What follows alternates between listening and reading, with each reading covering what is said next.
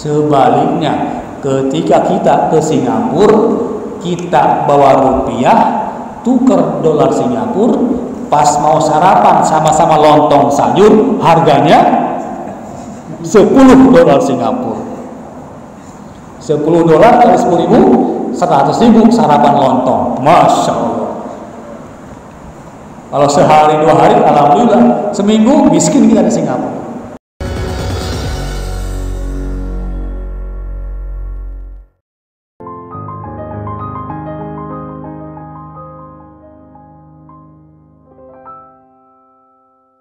Ya Allah, jadikan harta dalam genggaman tanganku.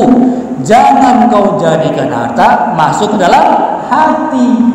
Nah, harta di tangan para sahabat sudah, ya, dia jual, belikan lagi. Masya Allah, diwakafkan, tidak masuk ke hati. Kita kalau punya duit 2 miliar buat sedekah, bisa tidur nggak, Bu? Masya Allah, 2 miliar. Nah, Utsman bin Affan beli itu sumur. Masya Allah. Hebatnya lagi, kompak dengan warga Madinah. Apa kata Utsman? Hei orang-orang Madinah, sebelum dia beli 20 ribu, akad pertama 12.000 dirham. Dengan syarat dan ketentuan, hari ini milik Yahudi, besok milik Utsman. Lusa milik Yahudi, besoknya milik Utsman. Besoknya lagi milik Yahudi, besoknya milik Utsman. 2 hari sekali. Nah, Utsman ngasih pengumuman, hei warga Muslim Madinah, yuk kita kompakan, beli ambil sumur ini, jangan waktunya Yahudi, waktunya saya. Silakan ambil sepuasnya dan buat persiapan esok. Kalau dia 1 hari misalkan 1 gentong, ambillah 2 gentong di hari jatah saya. Besok jangan ngambil di jatah orang Yahudi. Masya Allah. Ini kompak antara pengusaha dan rakyat yang beriman tadi. Sehingga apa yang terjadi? Si Yahudi nungguin kan hari dia, loh nggak datang orang Islam beli air. Akhirnya sepi, harga turun. Sempat saking mahalnya, itu 1 anak kambing setara dengan 1 ember air. Saking mahalnya, diturunkan sama Yahudi. Karena walaupun orang punya aset banyak, tapi kalau tidak ada cash flow, tidak ada PT masuk, pusing nggak, Bu? Pusing. Nah, sama Yahudi pun, dia punya duit banyak tapi nggak ada cash flow, nggak ada jual beli air. Ketika itu turun 10 dirham jadi 5 dirham, bahkan tidak dibeli oleh orang-orang Islam. Masya Allah. Ini pentingnya buy Muslim first, belanja kepada orang-orang Islam. Ini sudah baheula ini diserukan, namun kita belum, ya. Termasuk di sini ceramah, mohon maaf, mereknya belum punya Islam. Diganti minuman, ya. Cari produksi barang-barang makan minuman punya orang Islam terlebih dahulu. Kita baru bisa sholat berjamaah. Bisnis dagang belum mampu, belum suka berjamaah. Lu gue masing-masing. Nah, Utsman bin Affan kompak dengan warga Madinah, yuk kita berjamaah dalam berbisnis. Maka yang pertama, kuntu alij, aku terjun langsung kepada bisnis yang aku lakukan. Masya Allah.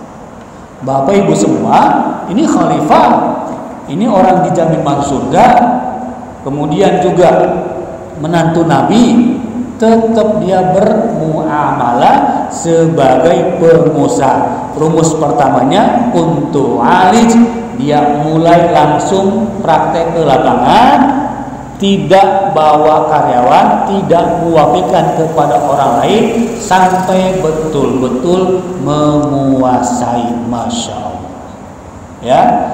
Sehingga lama-kelamaan wa unami, apa dia bilang, mengembangkan, menumbuhkan bisnis tersebut.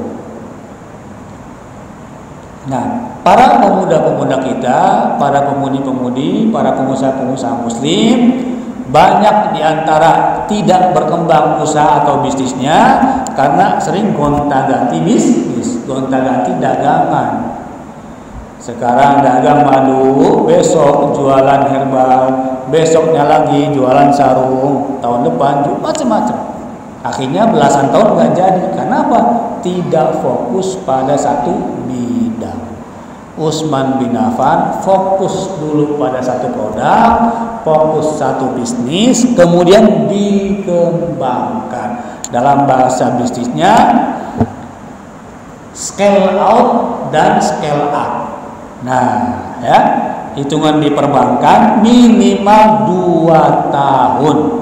Bisnisnya sudah berjalan, di scale up, dinaikkan.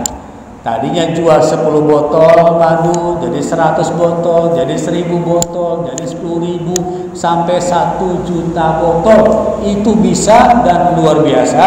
Negara Kesatuan Republik Indonesia, warganya 200-an juta, muslim terbanyak. Kalau kita menguasai pasar orang Islam, betapa banyak profit yang didapatkan.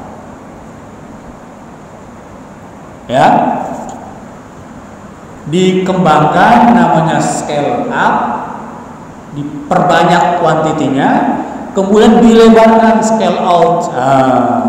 Boleh muncul produk kedua, boleh muncul produk ketiga, boleh buka cabang di mana-mana, luar biasa.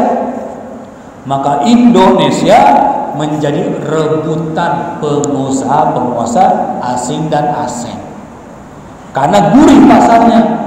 Produk apa yang tidak laku di Indonesia? Ya, yang haram laku, narkoba laris manis, permen, sabun, sampai mobil yang paling mewah sekalipun dijual di Indonesia, laku atau laku banget? Laku banget. Maka berbondong-bondong investor asing dan asing ke Indonesia. Tak usah bandingkan negeri yang jauh sana dengan negeri tetangga sebelah, Singapura. Orang Singapura datang ke Riau, nengok kiri kanan, tanah 1 hektar. Dia punya dolar Singapura, kita rupiah.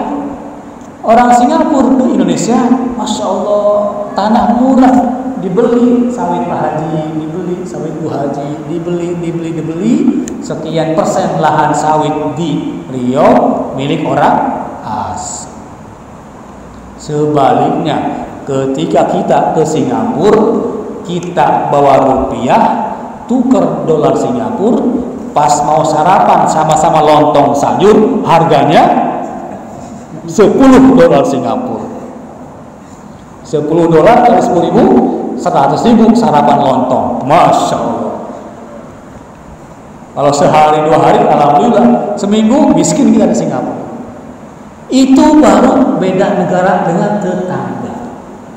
Maka Nabi menggunakan dinar dan dirham. Emas Singapura sama juga emas di Indonesia, sama juga emas di Australia, tetap emas di Cina, tetap emas di Amerika. Tapi kalau uang kertas rupiah dengan dolar Singapura, setara nggak? Setara. Ya, pernah ibu sarapan di Singapura? Hah?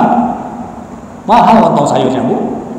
Saya bawa 10 anggota, sarapan 1 juta. Astagfirullahaladzim. Miskin kita di sana, ya, mendadak miskin. Nah, Utsman bin Affan kompak dengan warga, jangan sampai barang-barang produksi dibeli dijual oleh mereka. Masya Allah. Apalagi lahan. Saya di Pakistan 5 tahun di sana, luar biasa. Sebodoh-bodohnya orang Pakistan, dia tidak jual tanah kepada non-muslim. Tidak dijual. Sewa silahkan, tapi tidak dijual.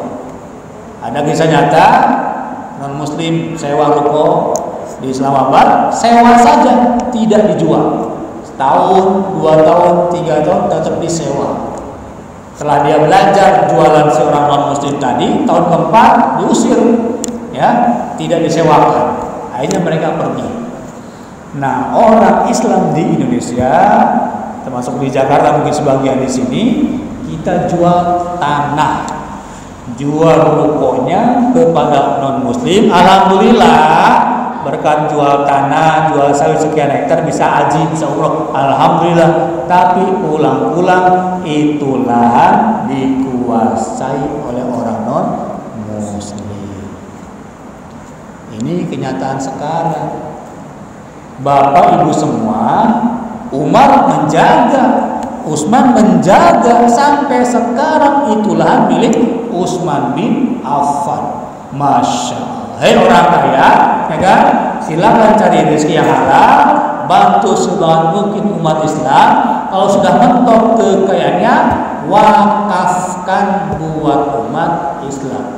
Tidak dijual belikan, tidak diwariskan, tidak bisa dihibahkan. Lillahi wa rasulih, milik Allah dan Rasulnya ila yaumil qiyamah. Betapa hebatnya Utsman bin Affan, 1400 tahun lalu meninggal dunia, sekarang di dalam kubur, di kuburan Baqi di Madinah, rekeningnya masih mengalir atas nama Utsman bin Affan. Coba pikirkan, ini cerdas atau cerdas banget? Cerdas banget. Bapak ibu punya lahan, punya rumah, kalau diwariskan belum tentu damai antara ahli waris. Tapi kalau diwakafkan atas nama bapak sendiri, atas nama ibu sendiri, ahli waris nggak bisa ganggu gugat. Datang ke KUA buat akta waris, ya, buat akta wakaf bahwa harta ini, bangunan tanah ini diwakafkan, itu selama-lamanya tidak bisa diganggu gugat. Utsman bin Affan mewakafkan lahan di Madinah berupa sumur, dikembangkan menjadi 550 pohon kurma. Satu pohon kurma setara dengan 1 hektar sawit. Utsman bin Affan punya 550 hektar sawit. Masya Allah. Siapa di sini yang sawitnya 550 hektar? Ada? Silakan SMS 082324619999 ya. Diwakafkan, masya Allah. Diwakafkan kepada orang yang ahli, yang amanah, sehingga 550 pohon kurma tadi sampai sekarang masih ada. Satu pohon kurma bisa 100 tahun umurnya. Ya, beranak pinak itu ada profit, ya. Ambil buahnya, jangan tebang pohonnya.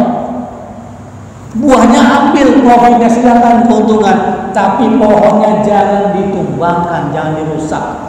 Terus dia berbuah, masya Allah. Keuntungan dari kurma tadi bikin hotel. Keuntungan hotel tadi buat umat Islam, masya Allah. Alhamdulillah, salah satu orang Aceh pun bikin wakaf, ya, sudah berumur 200 tahun lebih. Silakan ibu lihat, ada wakaf Habibullah Al-Asyik, orang Aceh, punya hotel di Madinah. Subhanallah, wakaf, ada tulisannya, ada aktenya, ada buktinya sampai sekarang. Keuntungan hotel tersebut untuk jemaah haji asal dari Aceh. Tahun lalu 4.000 orang Aceh berangkat haji. Satu orang jemaah Aceh dapat uang saku kurang lebih 4 juta rupiah per orang dari keuntungan hotel wakaf milik Habibullah orang Aceh. Masya Allah. Orang yang sudah meninggal dunia 200 tahun yang lalu, hotelnya masih ada, masih dikelola, dapat keuntungannya buat orang Aceh. Masya Allah. Ya, baru 2 strategi bisnis Utsman bin Affan. Masih 3 poin lagi, insya Allah di lain waktu dan kesempatan. Ya, yang belum subscribe silakan subscribe ya, silakan nanti di YouTube Ustaz Abdul Haq Al-Bantani MSc itu direkam, insya Allah Bapak Ibu bisa sama-sama belajar. Subhanallah, Islam begitu kuat imannya, kuat akidahnya, kuat amalnya, ternyata kuat pula isi dompetnya. Semoga memberikan inspirasi buat kita semua. Ada baiknya dari Allah Subhanahu wa taala, ada kurang dari diri saya pribadi. Kita tutup dengan doa kifaat majlis. Subhanakallahumma wa bihamdika asyhadu an la ilaha illa anta astaghfiruka wa atubu ilaik. Subhana rabbika rabbil izzati amma yasifun wa salamun alal mursalin walhamdulillahi rabbil alamin. Wassalamualaikum warahmatullahi wabarakatuh.